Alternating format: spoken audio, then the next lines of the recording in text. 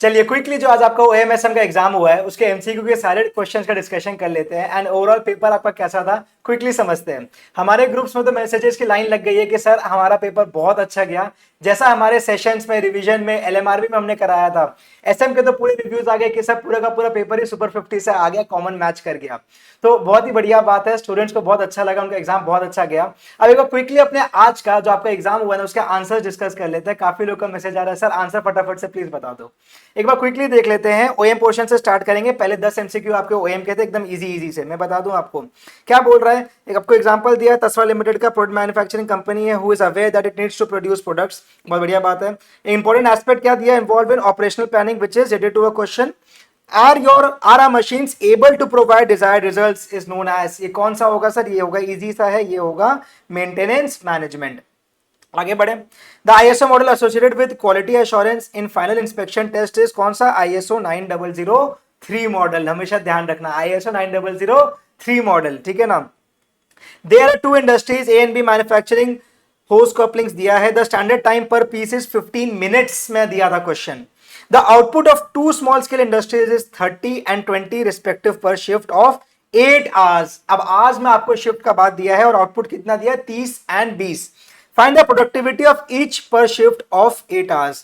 दोनों को आपको निकालना है प्रोडक्टिविटी। तो बड़ा सिंपल सा क्वेश्चन है सर। आपको कितना दे दिया, स्टैंडर्ड टाइम दिया हुआ है कितना, स्टैंडर्ड टाइम दिया हुआ है 15 मिनट्स, तो ये आ गया 15। डिवाइड कर दिया मैंने इसको 60 से, मल्टीप्लाई कर दिया 30 से। सेकंड केस में भी सेम चीज 15/60 आ गया, मल्टीप्लाई कर दिया मैंने 20 से, और नंबर ऑफ आवर्स आपको दिया हुआ था 8, उससे डिवाइड किया। स्मार्ट काम मैं बताऊं आपको, अगर पहला सॉल्व करने से ही मिल जाता है 93.75 और एक ही ऑप्शन में वो है ना, तो वही टिक करके आने का, फिर आगे ना आपको दूसरा सॉल्व करने का दरकार नहीं होना चाहिए। If you are confident enough then इसी को मार्क करिए और आगे बढ़ जाइए। फिर दोनों सॉल्व करके टाइम नहीं लगाना चाहिए, समझ में आया। हो सकता था दूसरा ऑप्शन का भी ना यहाँ पे आंसर 93.75 हो जाता, तब आपको दोनों सॉल्व करने का दरकार है, ठीक है। ये चीज हमेशा ध्यान रखना। आगे बढ़ रहा हूं मैं। नेक्स्ट क्वेश्चन बड़ा इजी सा क्वेश्चन है। बोल रहा है कि प्रोडक्ट लाइफ साइकिल पीएलसी में organisations get engaged in aggressive promotional and pricing programs when during the maturity phase. Maturity phase में सबसे ज्यादा ये खर्चा किया जाता है, ठीक है। A temporary and one time endeavour undertaken to create a unique product or service which brings out beneficial change or added value is defined as project. That is defined as project, याद रखना, ठीक है। बड़ा easy था, मैं बताऊं paper सही में बहुत सिंपल आया था। डायरेक्ट जो हमने डिस्कशंस किए ना इतनी बार आपके संग, वहीं से पेपर उठ के आया है। अगर आपने फॉलो किया होगा हमारा पेज एसजीसी चैनल का वीडियो, तो आपको सब बहुत हेल्प मिला होगा, trust me. Which one of the, आप बताइएगा नीचे कमेंट में सर कितना हेल्प हुआ, ठीक है ना। Which one of the following phases of project management life cycle is where to bulk of the project happens. कहां पे, आपका एग्जीक्यूशन फेज में। आपका कहां पे, एग्जीक्यूशन फेज में।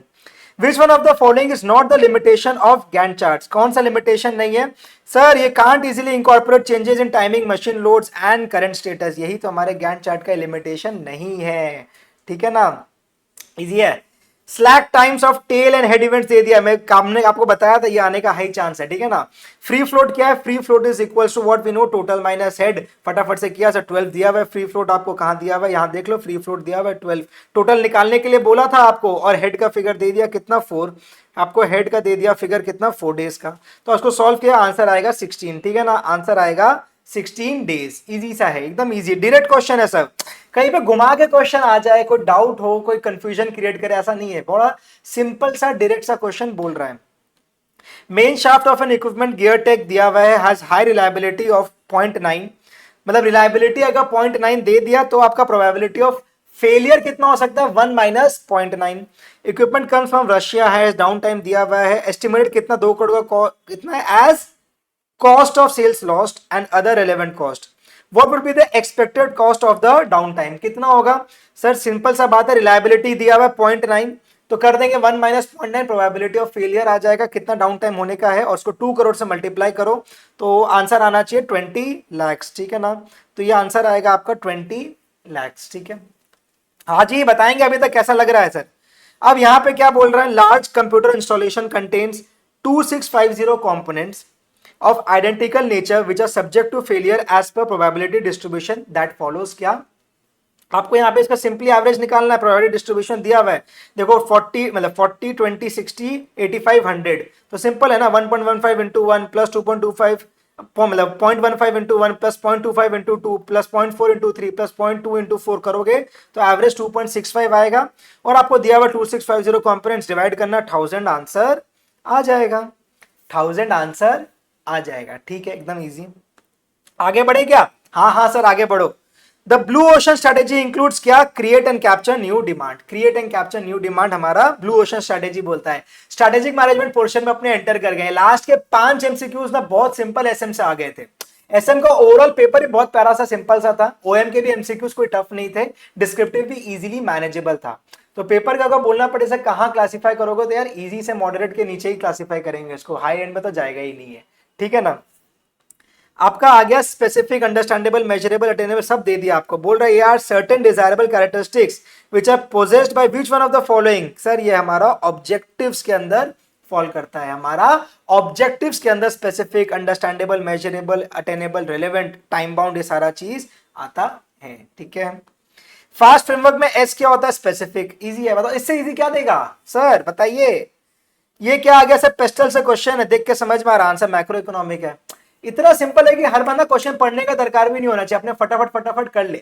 ठीक है, जितना टाइम यहाँ पे बचा लोगे ना, आगे की किसी भी पेपर में, आगे के किसी भी सब्जेक्ट के लिए मैं बोल रहा हूं, यहाँ पे जितना टाइम बच जाएगा ना, आगे डिस्क्रिप्टिव में और शिद्दत से लिख पाएंगे और अच्छे से कर पाएंगे। एक्यूरेसी मेंटेन करना है एमसीक्यूज में भी, बट यस ऐसा नहीं कि उसी में लगे रह गए सर, डिस्क्रिप्टिव कॉम्प्रोमाइज ना हो जाए।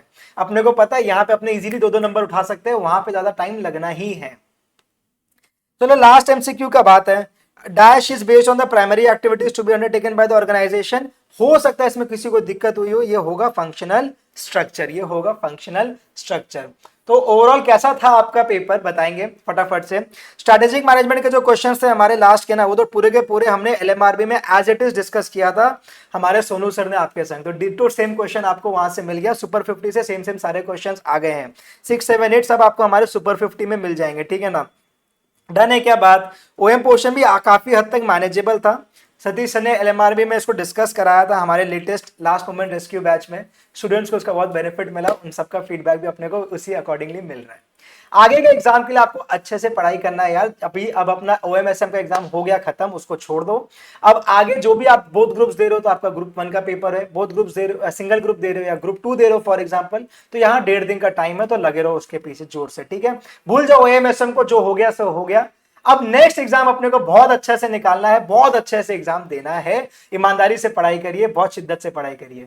कोई भी दिक्कत हो हमारी डिटेल्स नीचे आपको मिल जाएंगे, आप हमें आराम से रीच आउट कर सकते हैं, मेरे को भी रीच आउट कर सकते हैं। मैं बता दूं अगर कोई भी चीज का दिक्कत हो ना, आप आराम से मेरे को इस नंबर पे व्हाट्सएप करो।